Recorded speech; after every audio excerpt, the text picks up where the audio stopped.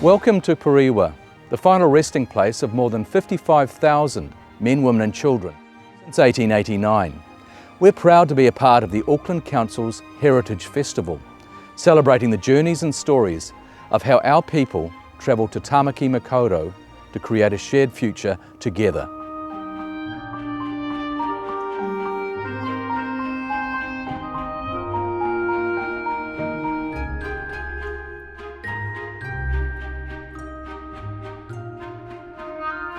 In 1886, the Simon Street Cemetery, which had served Auckland for over 50 years, was closed and replaced as a public cemetery by Waikomete at Glen Eden in West Auckland. Waikomete was accessible by train, but Bishop Cowie, Bishop of the Anglican Diocese of Auckland, thought it was too remote and sought a site for a central Anglican cemetery on church land. The trustees of St John's College Estate agreed to open an area of approximately 50 acres, or 20 hectares, and so Purewa was established. Apart from St John's College, which remains today, the surrounding area was largely unsettled. The design of the cemetery by Percy Holt featured winding paths and many trees, the result being perhaps the most beautiful cemetery in New Zealand. Purewa opened in January 1889 with the burial of a 15-month-old infant. An Anglican chaplain was employed, and in 1893 a chapel was erected at a cost of £211.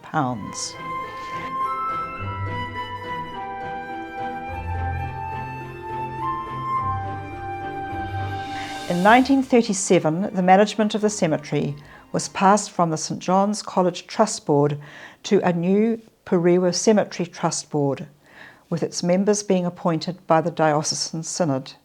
This is still the case today. The new board considered building a crematorium, but this was delayed by the outbreak of the Second World War. The first of the lawn cemetery areas was established in 1940. In 1957, the All Saints Chapel and the first crematorium were opened, followed by the smaller All Souls Chapel and another cremator in 1982. In the 21st century, there have been many developments, including columbarium niche walls to hold ashes, kidney-shaped memorial gardens, the Lounge of Remembrance, and the Walk of Memories. The newest additions are the mosaic butterfly pathway for stillborn and newborn babies, the St John's Lounge for after-funeral catering, and the new administration building. Though now surrounded by houses, Purewa remains a quiet and peaceful haven in Auckland's eastern suburbs. In it rest the remains of many of Auckland's notable citizens and early leaders and people from all walks of life. We've created 4 individual tours, which each recognise and celebrate the contribution of 10 citizens to this city and indeed to New Zealand. You can choose from tours focusing on business and entrepreneurs, education and the arts, church, medical and military, and civic, politics and sport. We're showcasing one example from each category, starting with Marianne Cowie, or Koi, from the Business and Entrepreneurs Tour. The founder of one of Auckland's iconic department stores, Marianne Cowie was born in 1851, the daughter of an Irish grocer in County Down. She came to New Zealand with her draper husband, William Henry Smith, in 1880. William initially worked for a drapery firm, while his wife started Smith's Cheap Drapery Warehouse in Queen Street. Her business philosophy was a nimble sixpence rather than a slow shilling, and her business became so successful that in time William joined her in the enterprise. In 1882, her brother Andrew emigrated to New Zealand, and the 3 family members founded Smith & Coe's. Marianne Cowie was a shareholder and played a prominent role in developing the business. As well as having an astute business mind, she was also a generous supporter of many charities and in 1935 was awarded an MBE for her philanthropic work. When she died in 1938, she left an estate of £325,000.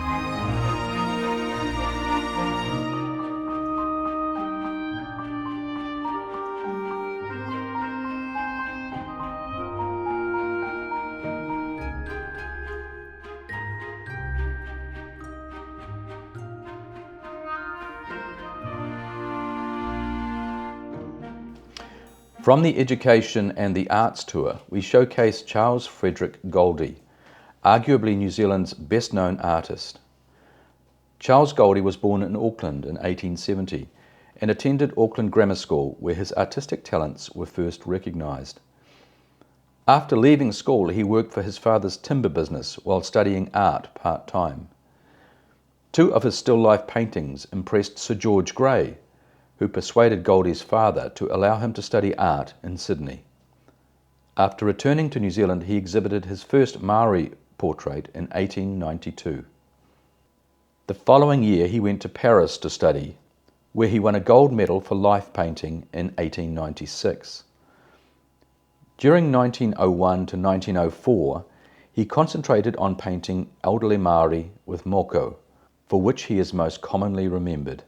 The paintings were presented in distinctive kauri frames, exclusively produced for Goldie by art framer and dealer John Leach. In 1920 he married Milner Ethelwyn Cooper, but in the 20s and 30s he produced few paintings because of poor health, thought to be caused by lead poisoning absorbed from the lead paints he used. The Governor-General, Lord Bledisloe, encouraged Goldie to resume painting in the late 1930s, when he exhibited in London and Paris. He was awarded the King George V Silver Jubilee Medal and an OBE in 1935. During the Depression, Goldie's original oil paintings sold to wealthy tourists, easing the financial strain for him and his art dealer, John Leach. Goldie's health continued to deteriorate, and in 1941 he stopped painting and he died in Auckland in 1947. But his art legacy lives on in private collections, New Zealand museums, the Auckland Art Gallery and Te Papa.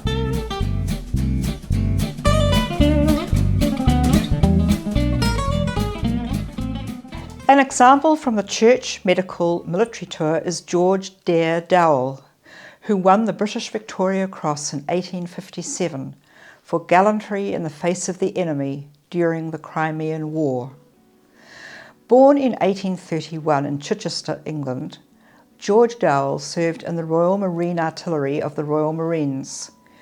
During the Crimean War, Lieutenant Dowell, then aged 24, was on the HMS Ruby in the Gulf of Finland when an explosion occurred in one of the cutters of the HMS Arrogant, leaving it helpless and drifting towards the Russians on the shore. Lieutenant Dowell took 3 volunteers and under heavy enemy fire went to their assistance, rescuing the captain and crew and towing the stricken vessel out of enemy range. Dowell was one of the first recipients of the Victoria Cross, receiving it from Queen Victoria in Hyde Park in 1857. He later married and emigrated to New Zealand with his wife and 9 children, settling in Remuera, where he died in 1910.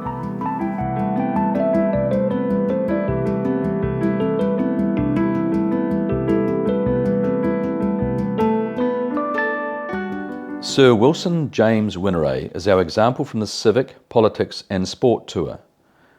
Born in 1935, Wilson Winneray was affectionately known as the captain of the All Blacks and later as a captain of business. Winneray played 77 matches for the All Blacks, including 67 as captain. His international rugby career spanned 1957 to 1965, but earlier he played representative rugby for Waikato, Auckland and Canterbury. He retired from rugby in 1966 and went to Harvard University, where he gained a Master's in Business Administration degree. Returning to New Zealand in 1969, he started work at Alex Harvey Industries, which became Carter Holt Harvey. From 1973 to 1974, he was the Managing Director of the New Zealand Wool Marketing Corporation, and later the Chairman of the National Bank of New Zealand, a Director of Auckland International Airport, and APN News and Media, as well as the Chairman of the Hillary Commission for Sport. In 1998, he was knighted for services to sport and business management, and he was the first New Zealander to be inducted into the International Rugby Board's Hall of Fame. He died in Auckland in 2012, aged 77.